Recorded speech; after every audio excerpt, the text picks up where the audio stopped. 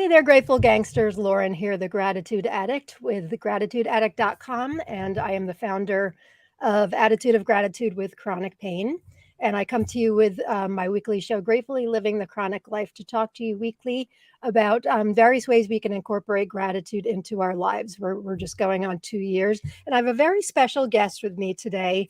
He's an old friend, and we are recording, which is, you guys know, if you watch, is not typical for me, but he's in Romania and our time difference is significant.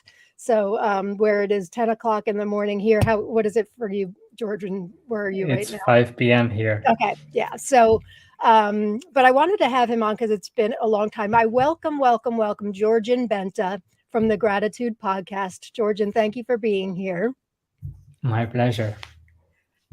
We first met 5 years ago. He was just starting his podcast, the Gratitude Podcast, which, if you have not watched it or listened, rather, it is absolutely wonderful.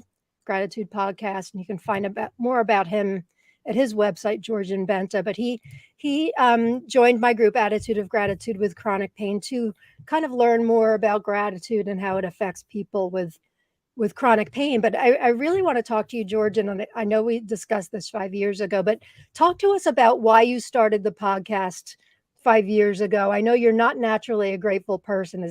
Has that changed in the past 5 years? Well, I believe that it will not change, and it's something that we either are born with, and it's something natural, or it's something that we need to work on constantly, and get inspiration to and reminders to do that one way or another, and in a way that works for us. Because, like many of us, just having someone telling you should be grateful, that doesn't work. No. So, No.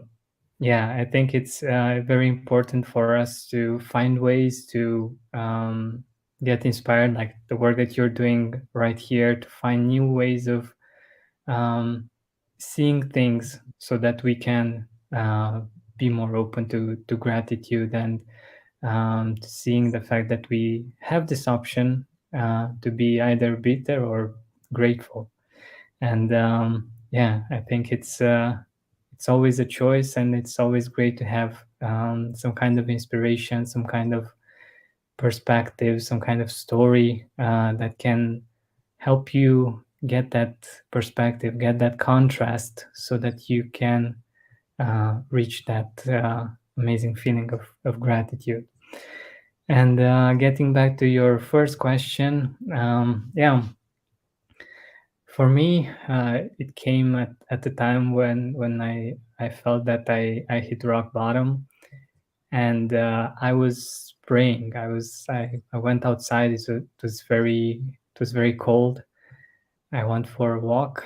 I was blessed enough at that time to live by a river, and I kept praying and wondered what could be the answer. What should I be doing next, and how can I be okay with everything that had happened?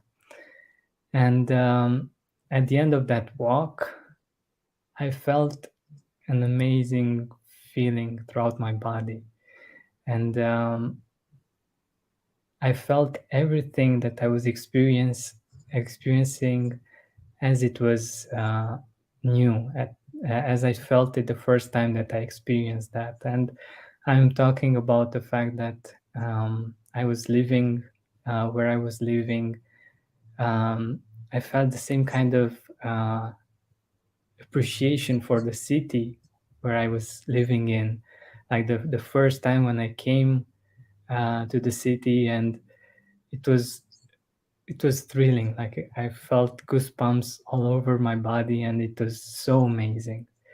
And all of the steps that I took towards my home, and when I came in as well, all of the small things that I just didn't think much about, I was thrilled about them.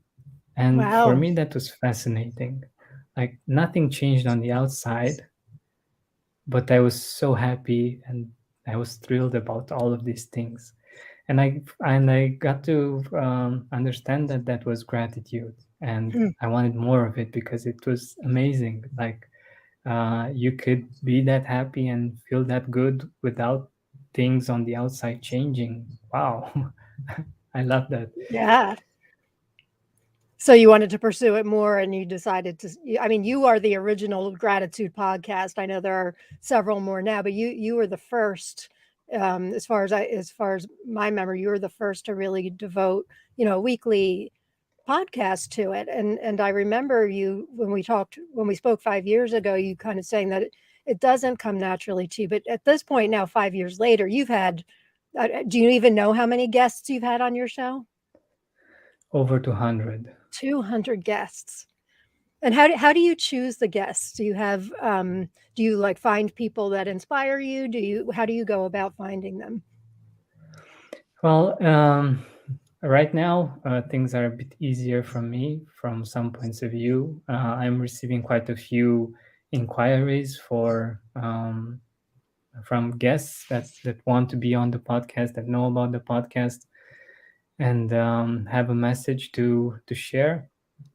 But the my whole perspective on this is to find people that are either naturally grateful or have managed um, to practice gratitude in such a way that it made a difference in their life, whether it was by achieving business success or overcoming illnesses or divorce or bankruptcy or different kinds of things that really made a difference in their life. And it can be something simple. It doesn't have to be like something really big, but just the fact that they got to understand the power of gratitude and how it can help them and how it helped them.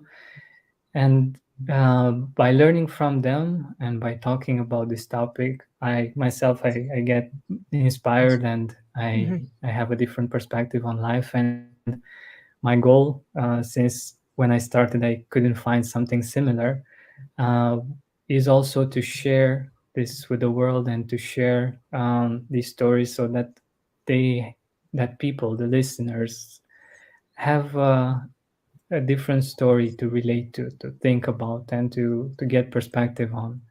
I think this is very important for us, and it's a great way to learn instead of just feeling bad that we're not feeling grateful.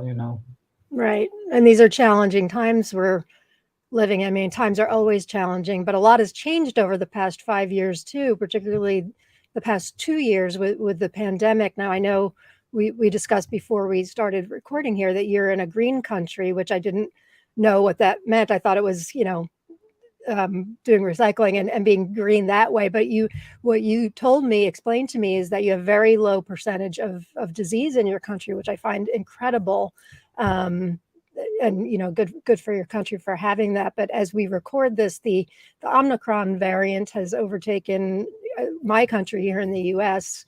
So we are. I don't want to say we're forced to hunker down. It's not mandated yet, but it is really spreading like wildfire again. So I'm finding myself retreating even more. So my point though was with this pandemic, there's been so much more instance of mental disease with adults, children, teens. I put out my teen gratitude journal for teen boys recently. Our teens are really suffering. This pandemic is really throwing us all for a loop. So finding ways like the gratitude podcast to be able to go to weekly and hear these guests that have overcome these challenges is really amazing what you're offering.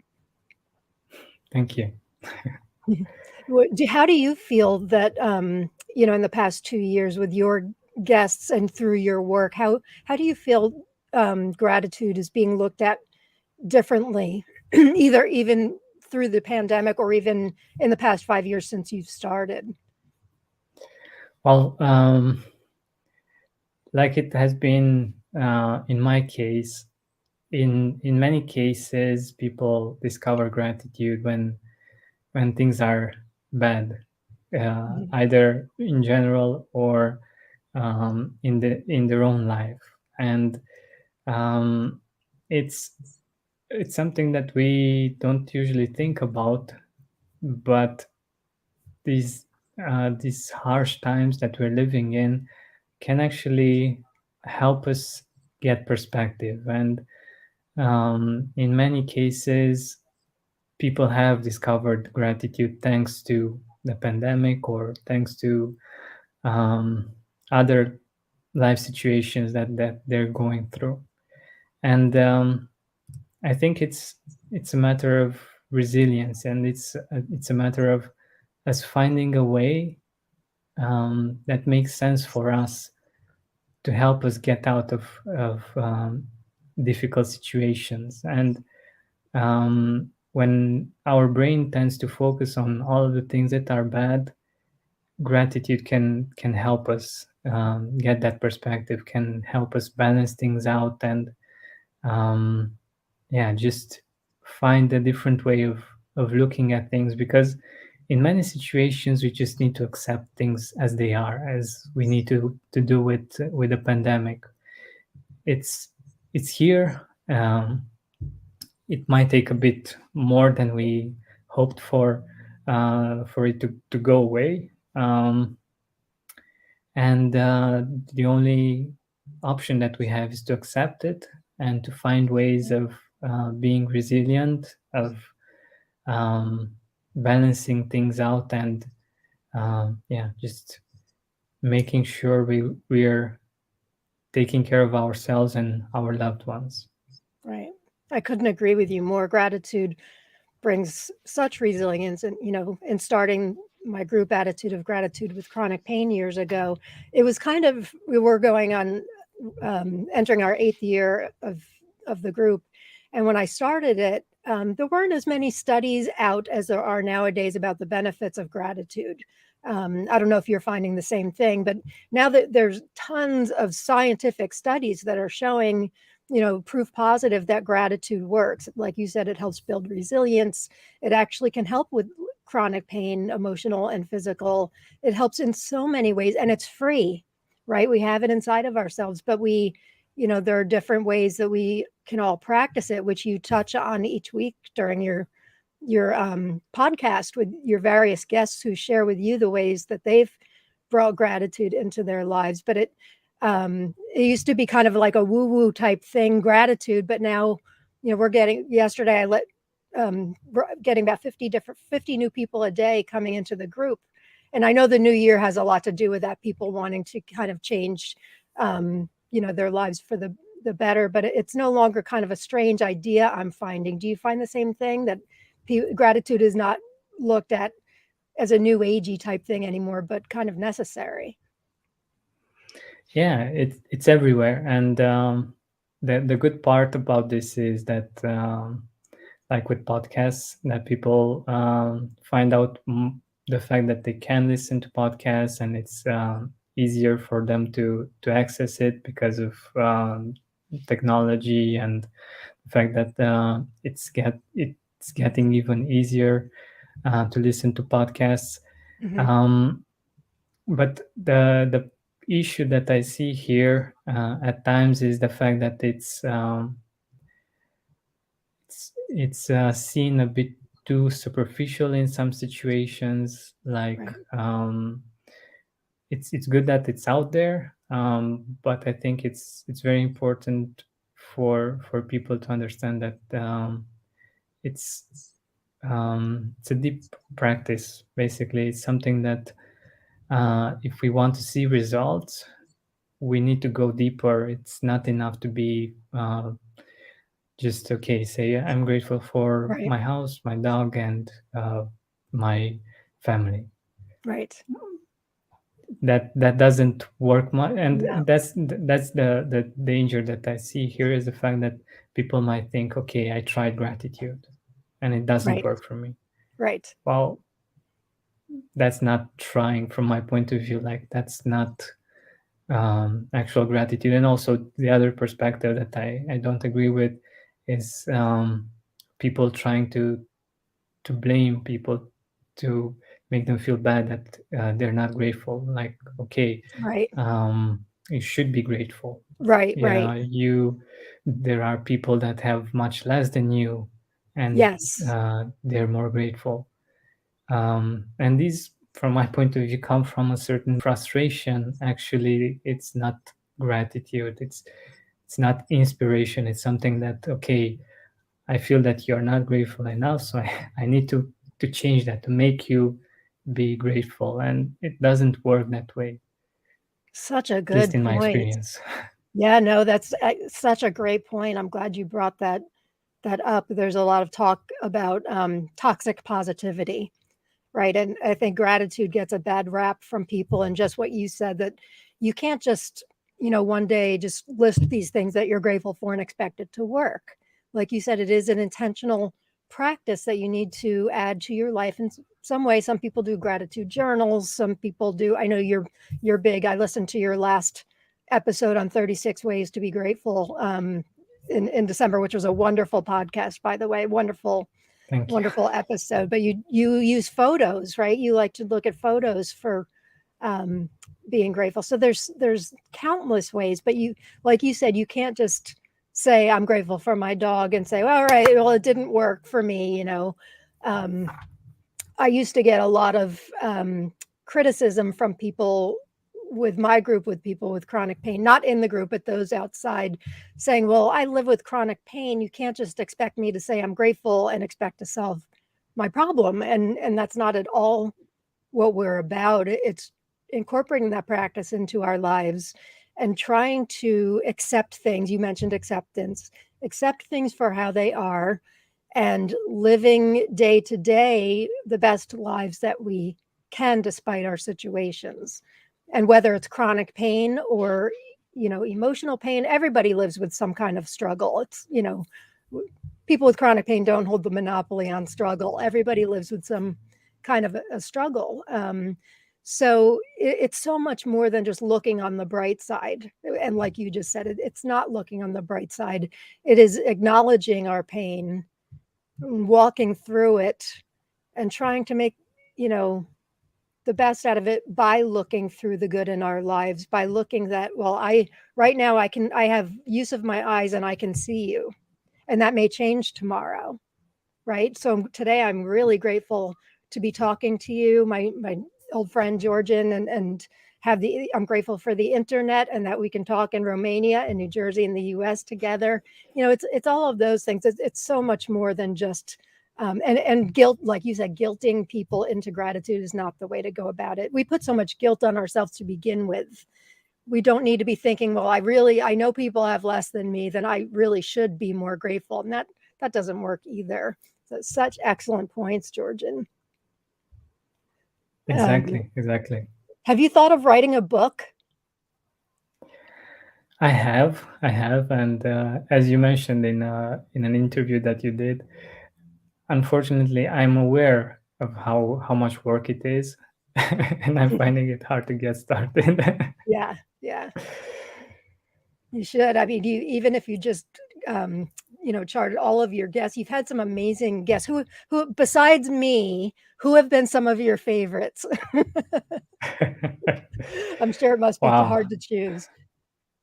Yeah. Well, I had the chance to interview Brother David Steindl-Rast, which was amazing. Did you? I saw that episode, but I guess I assumed that it was that you had taken a recording. I didn't know you actually interviewed him. Oh my goodness. Yeah, I did. He's the man. Yeah, he has such a wonderful perspective, and you can watch the interview on YouTube. It's actually the most popular on YouTube. I bet. He's the founding father of gratitude. For those of you that don't know, he founded a network for grateful living.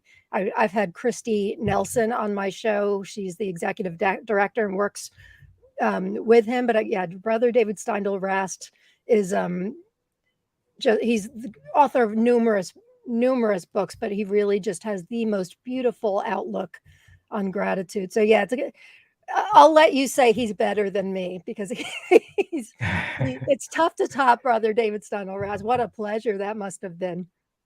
Yeah, definitely. And yeah, I don't believe in better or worse. I believe in every human being having certain gifts, Right. and that's what I love exploring in my interviews as well. And, you know, like every human being has a very unique perspective, unique story, and I'm finding some amazing things in people and in interviews that I couldn't even imagine. And um, yeah, I love his perspective on life Hmm. and on the gratefulness of life, how Right. he loves to talk about gratefulness. um, I had Dr. John DiMartini on, uh, who has a perspective that, to be honest, is beyond my capacity to understand at this moment. Like it's so much bigger than my um, perspective on life and on gratitude. It's very interesting, and it makes you think, and it makes you challenge the way that you saw things until now. But I also had some not so well known people that had some amazing stories, and I was blown away by the resilience of people and how they were able to be grateful in situations in which I I'm sure that I would have found it much harder or Sure. impossible almost.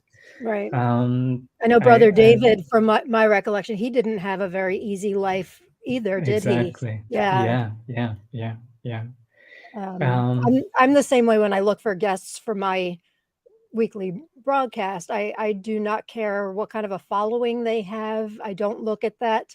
I look purely at what they have to offer, my audience as far as a message. It sounds like what you're saying, if they have a great message, because life is so hard, right, Georgian? Life is just so difficult, and any little nugget of inspiration that we can get from somebody who's gone through difficult, challenges, for me is like gold. exactly, Um, exactly. and And over um, 200 guests that you've had, you've got quite the catalog of gold nuggets that you have to offer people. definitely. And of course, as with me, I'm sure that with my listeners, their stories stuck with me. And I bet. I like thinking about these stories at times, and it helps me feel grateful knowing that um, even though I had my own challenges and I have my own challenges, um, I'm really experiencing that. I'm not just saying, okay, there are people that had it worse than you did. I'm actually um,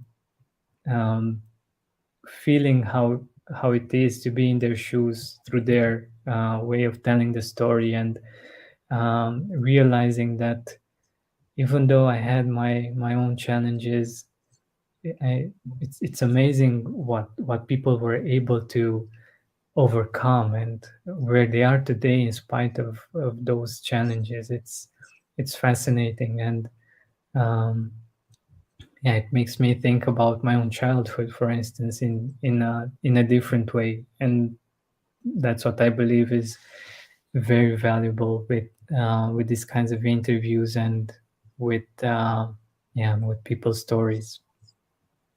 I think that's how we can heal together as a world, is sharing our stories and taking little pieces from them, and learning from them, and learning how to apply them to our own lives, right? Because everybody has a story.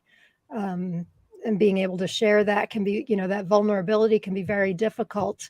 Um, but and what you're doing with your podcast and sharing these stories of humanity and kindness and love and gratitude each week is such a beautiful, beautiful thing that you're doing, George. And I thank you so much. I'm so glad to see that you're still going very strong, all these years later. I was looking in your bio on your website, which by the way is georgianbenta.com, and I found a piece that I thought was really awesome. It said the Gratitude Podcast has been featured as one of the top 10 positive thinking podcasts to fuel your forward motion by Rick Huggins on Epic Life Vibes, which was pretty awesome. And then I was mentioned underneath Yeah. that too, which I thought I was pretty thrilled to see. So you're doing you're doing amazing work. I thank you so much for being here. It's so nice seeing you after all these years. Oh, I was going to play. I found this morning. Let me just play this real quick. This is us from 5 years ago. You thought my tech skills were bad. Now, guys, wait till you see this. Hang on. All right, let's get a couple minutes here. Great results in their life and learn from them. And so it was like a sign for you, huh? Yeah. Yeah. And this is pretty much how it got started. Also, it was before. You look the same. Although your microphone's covering up your beautiful face, but so thank you for being willing to come back and talk to us again. It's the Gratitude Podcast, and if you go to Georgian's website, you can find out you've got all sorts of things. You can go back and listen. I'm going to go back now and look for the Brother David episode and share that in my group. But Georgian Benta, thank you so much for being here. I honor the work you're doing, and I can't wait to see what you've got in store for us for the future. Thank you very much. It was really a pleasure to get to meet again, to talk again, and to enjoy each other's growth.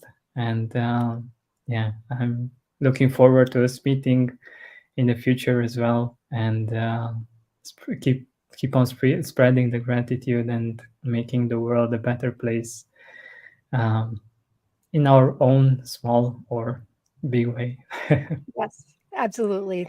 Thank you, my friend. Thank you for sharing your message of gratitude with the world, and thank you for being here. My pleasure. Thank you. Bye, gang. Peace and love.